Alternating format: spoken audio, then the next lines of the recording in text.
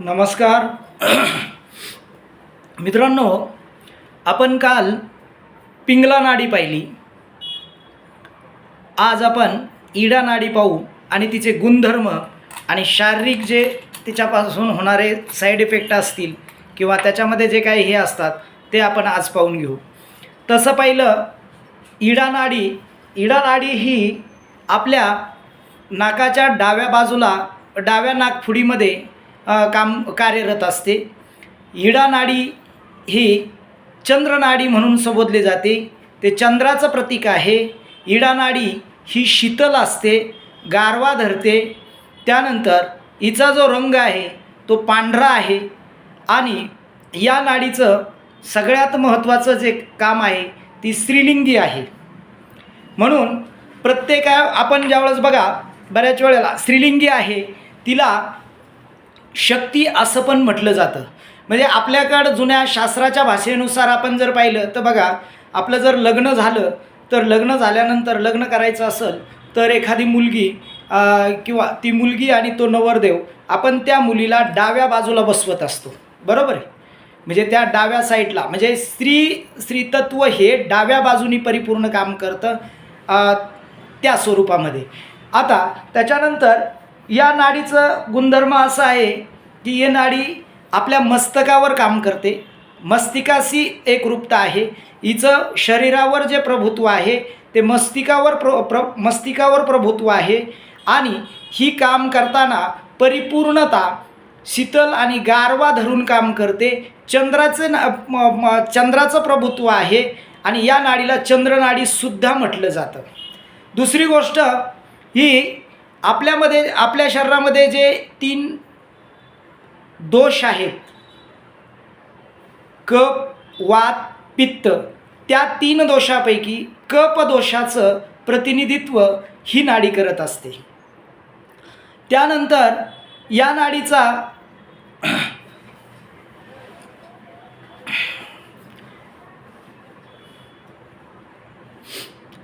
तामसी प्रवृत्तीची आहे आणि तामसी प्रवृत्तीची असून ही अंतर्मुखी आहे. आपल्या शरीरामध्ये जे 2 भाग पडतात, म्हणजे पिंगला नाडी ही बाहिर्मुखी आहे तर इडा नाडी ही अंतर्मुखी आहे. इडा नाडीचे जे गुणधर्म आहेत, इडा नाडीचं प्रभुत्व असणारी व्यक्ती शांत व कोमल स्वभावाची असते. त्याचं हृदय कोमल असतं. त्यानंतर माया, दया, क्षमा, शांती आणि थोडासा आळसी स्वभाव येतो यामध्ये, बरोबर आहे. दुसरी गोष्ट, इडा नाडी ही मस्तिकाशी कार्यरत असल्याकारणानं अशा लोकांचा स्वभाव हे अभ्यासू वृत्तीचे असतात, जिज्ञासू असतात.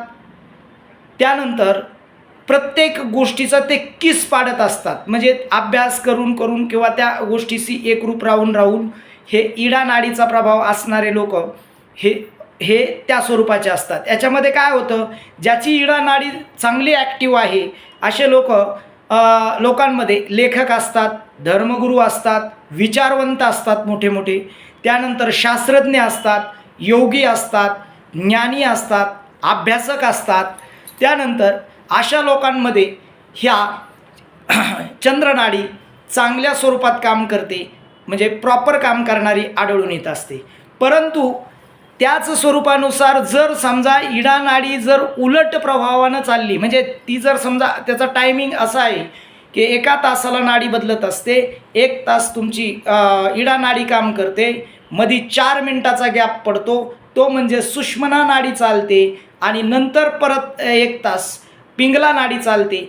त्या 1 तासापेक्षा जर एखाद्याची नाडी इडा नाडी जर जास्त चालत असेल किंवा जास्त वेगानं काम करत असेल तर अशा लोकांमध्ये त्याचा उलटा परिणाम होतो.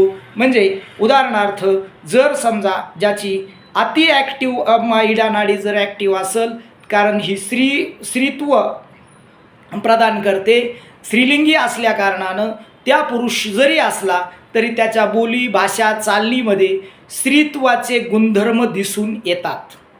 म्हणजे तो स्त्रीसारखे हातवारे करणार, त्याच्यानंतर तो स्त्रीसारखेच बोलणार अशा स्वरूपाचं किंवा स्त्रियांना ज्या वस्तू आवडतात अशा वस्तू या अति इडा नाडी ॲक्टिव्ह असणाऱ्या लोकांमध्ये या गोष्टी आढळून येतात.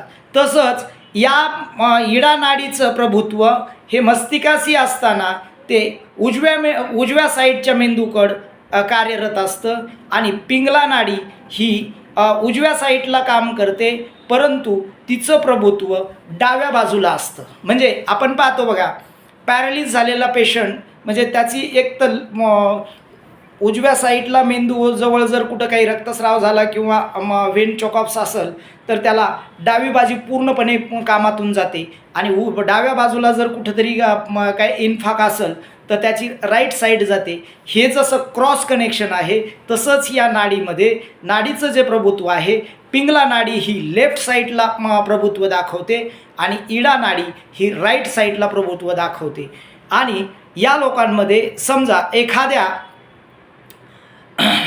एखाद्याची जर समजा नाडी या आहारामध्ये हे लोक सॉफ्ट आहार, साधा शाकाहार आहार घेत असतात. यांचा आहार सॉफ्ट असतो, म्हणजे जास्त अति तिखट नाही खाणार, अति मसालेदार खाणार नाहीत. या लोकांमध्ये हे चंद्रनाडी म्हणजे इडा नाडी ज्याची प्रॉपर काम करते त्या लोकांमध्ये या गोष्टी आढळून येतात. दुसरी गोष्ट या लोकांमध्ये दुसरं असं असतं की यांची जी मानसिकता असते हे चिडचिड करत नाहीत, सॉफ्ट असतात, कोमल हृदयाचे असतात.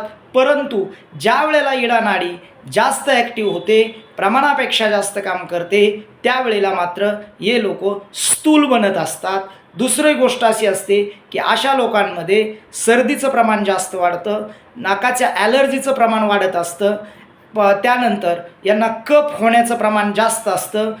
हे जे शारीरिक लक्षणं आहेत, हे इडा नाडी जर जास्त ॲक्टिव्हनी काम करायला लागली तर ती मुळात थंड आहे.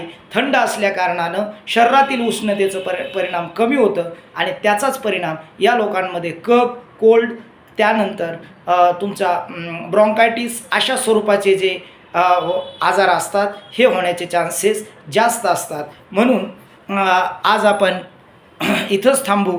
आज आपण झालेल्या सेवेला पूर्णविराम देऊ. नमस्कार.